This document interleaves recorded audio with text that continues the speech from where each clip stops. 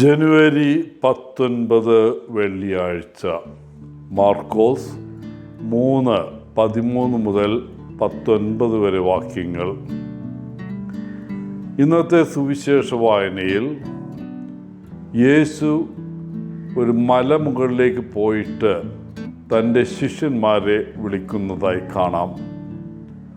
അവർ ഒരുമിച്ച് കൂടിയപ്പോൾ അവരിൽ നിന്ന് 12 പേരെ നിയമിക്കുകയും അവർക്ക് അപ്പോസ്തലന്മാർ എന്ന് പേരിടുകയും ചെയ്തു. തന്നെ അനുഗമിക്കാൻ അവൻ ഈ ശിഷ്യന്മാരെ വിളിച്ചു.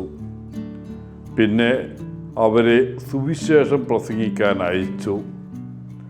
ദുർഭൂതങ്ങളെ പുറത്താക്കാനുള്ള അധികാരവും അവൻ അവർക്ക് നൽകി. ഈ 12 അപ്പോസ്തലന്മാരെ തിരഞ്ഞെടുക്കുവാനുള്ള വേദിയായി യേശു ഒരു മലമുകളാണ് തിരഞ്ഞെടുത്തത്. അത് വളരെ നമ്മുടെ ചിന്തയ്ക്ക് വിഷയമാകേണ്ട ഒന്നാണ്.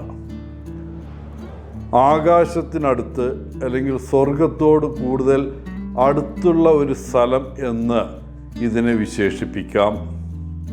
മാത്രമല്ല, അത് ഒരു ആളൊഴിഞ്ഞ സ്ഥലവുമാണ്. പിതാവായ ദൈവം മോശയ്ക്ക് 10 കൽപ്പന നൽകിയത് ഒരു പർവ്വത മുകളിൽ വെച്ചാണ് എന്ന് നമുക്ക് ഓർക്കാം. അങ്ങനെ അവൻ്റെ അപ്പോസ്തലന്മാർ ജനക്കൂട്ടത്തിൽ നിന്ന് വേർതിരിക്കപ്പെടേണ്ടതിൻ്റെ ആവശ്യം നമുക്ക് കാണാൻ സാധിക്കും. ദൈവവചനം പ്രചരിപ്പിക്കാനും യേശുവിൻ്റെ രാജ്യം കെട്ടിപ്പടുക്കാനുമുള്ള പ്രത്യേക ദൗത്യം അവർക്ക് ലഭിച്ചിരിക്കുന്നു. യേശു ഒരിക്കലും പൊതുജന ശ്രദ്ധയും പ്രശംസയും തേടിയില്ല. പല സന്ദർഭങ്ങളിലും താൻ ചെയ്ത രോഗശാന്തിയുടെ അത്ഭുതങ്ങളെക്കുറിച്ചുള്ള വിവരങ്ങൾ മറ്റുള്ളവരോട് പറയരുതെന്ന് അവിടുന്ന് നിർദ്ദേശം നൽകി. ഒരു വിദൂര പ്രദേശത്ത് വെച്ച് തൻ്റെ അപ്പോസ്തലന്മാരെ നിയമിക്കുന്നതിനാൽ അവർ പദവിയിലോ പ്രശസ്തിയിലോ അല്ല ശ്രദ്ധിക്കേണ്ടത്, പിന്നെയോ സേവനത്തിലാണ് എന്ന സന്ദേശവും ഇതുവഴി അവിടുന്ന് അവർക്ക് നൽകുന്നു. ഈ 12 പേരെ തിരഞ്ഞെടുക്കുക എന്നത് അത്ര എളുപ്പമുള്ള കാര്യമായിരുന്നില്ല. മറ്റു സുവിശേഷങ്ങളിൽ നാം കാണുന്നുണ്ട്, യേശു രാത്രി മുഴുവൻ പ്രാർത്ഥിച്ചതായി.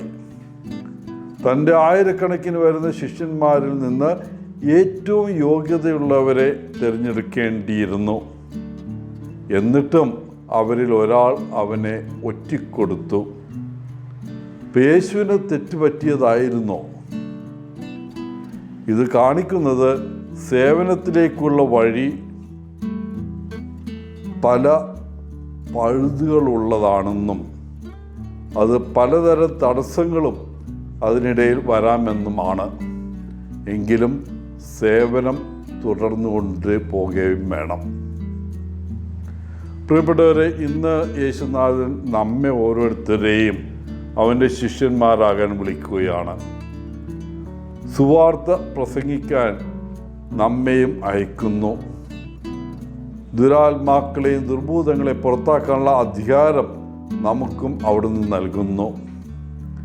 നമ്മുടെ ഇന്നത്തെ ചുറ്റുപാടിലും നമ്മുടെ ഈ യുഗത്തിലും അവൻ്റെ ദൗത്യം നാം നിർവഹിക്കണം.